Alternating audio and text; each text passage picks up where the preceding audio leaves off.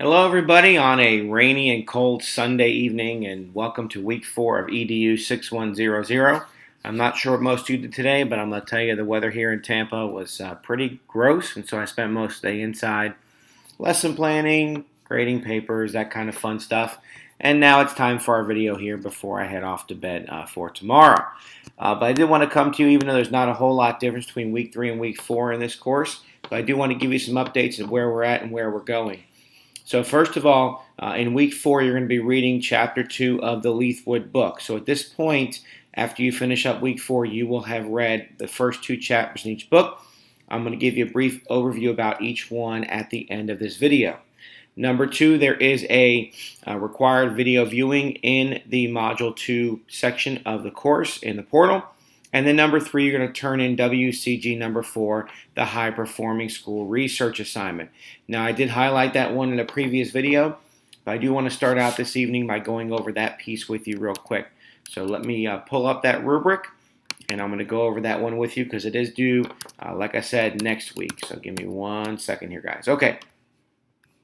So in this one, you have to find 5 examples of research-based change theories that effectively facilitate implementation. That's number 1. Number 2, 5 critical thinking and problem-solving techniques used to prioritize actions. Number 3, you have to have 5 examples of decisions made by administration that positively impact that piece of effective change. The next one, 5 examples of strategies used to promote distribution of leadership roles. And then finally, 5 methods of utilizing appropriate technologies for communicating with parents, staff, stakeholders, things like that. Last but not least, you're going to have a 1-page reflection that talks about how you yourself are going to use this both now in your current role and then when you move on to an administrative position. Last thing's most important. On that first part, we have all those groups of 5. You want to do a bulleted list for me, that's fine. You want to do a PowerPoint, that's fine. However you want to present it is fine. It's got to be, basically 3 pages worth of information in that summary piece for those first 5 items. Then the last thing you got to have is that 1-page summary, which is separate. So you're going to have at least 4 pages total. Very simple there. If you want to send it to me ahead of time, feel free to do so. I'll be glad to look at it. Just looking ahead so you're kind of aware of where we're at. Moving on to week 5. Oh, hi, Ariel. Sorry, Ariel is here, everybody. Say hi. Ariel. Oh, she said hi. You say hi to everybody? No? You can say hi. They're right there. No. Or you go rub your face on my laptop. She loves to rub her face on my laptop. That is Ariel's favorite thing. Anything she can rub and scratch on is her thing. So, back to week 5. So next week you're going to be doing Leithwood Chapter 3, which is the end of Module 2, and that's going to have the Module 2 discussion forum. And again, I want to remind you of the way we're doing discussion forum in this course. We're going to have an initial poster, and for next week, that is Melissa. You're going to initially respond to the questions in the discussion forum, and then each of the other 3 students, Luke, Lise, and Kathy, you're going to respond to Melissa along with answering the question. And then, Melissa, you're coming back with 1 final post before everything's due. And I'll remind you guys of that when we get to that point. So that's the piece for this week, and next kind of keeps you on schedule of where we're at. What I do want to spend the rest of my time with this video is talking about upcoming assignments and then chapters 1 and 2 in each of your textbooks. First of all, the next WCG assignment is number 2. I know one of you already turned that one in. That's great. If you haven't done it yet, you can work on it. That's that inventory you do for each course you take through the Florida Southern College program, and you submit to me a screenshot showing me you completed it. And then I give you a grade for that piece. After that, it's the John Hattie Research High Impact Leadership Strategies paper, and that one's not due until after spring break. So you got some time on that. I'll probably devote some time in next week's video to talking about that piece with you. So we'll come back to that one. And then finally, don't forget to be looking ahead at WCGs number 5 and 6, which are all about the presentation of the paper that's due this next week. That's number 1. That's 5. That's due in week 12. And then finally, the field experience assignment, which is due in week 14. And you want to talk to your administrator now about that so you can get started. All right. Which book do we start with? Well, I pulled up my notes on the Fullwood chapter first, so we'll talk about the Fullwood text, which is all about change leadership. A really, really neat text to read, and again, it's one of those things you can use to help you in anything you do. For example, I'm reading through this myself as I started preparing for this course, and I'm like, wow, I'm just teaching in a high need school, and wow, this can really help me in helping kids move forward.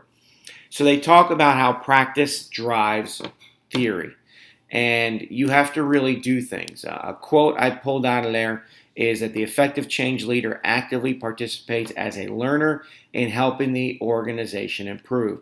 And this is where change leadership is so much different from traditional leadership, where you have a set hierarchy and the managers are very disconnected from the work. For change leadership to work in a turnaround school, you must have administrators who are embedded in the teaching, who are embedded in the instruction, the planning, and all those things. It can't just be the teachers doing all the work. You have to have those people there. As a leader wanting to look at change leadership, one of the things of how practice drives your your focus and your outcomes is you as a leader looking at your own practice and trying to figure out what's lacking. You looking at other areas where it is working. You looking at schools that have done things. So the reason why Hillsborough right now is using the achievement school model is because it has worked elsewhere in the state, such as Miami-Dade County, where they've been able to turn a lot of their schools around. So we're looking at things other counties have done. We looked at what Charlotte-Mecklenburg has done. And so we're trying to find things we can try here. And as they keep working, we'll keep doing them. The last thing about the change leader that's really important in that first chapter is thinking about deliberate practice, about repeating things, about feedback, about talking, understanding it is highly demanding mentally.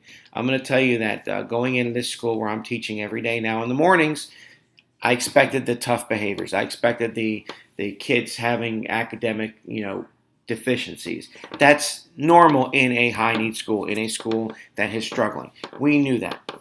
What I did not expect, and what I've said to many people is asked me about my experience, like, I am physically and mentally worn out and tired every day when I'm done.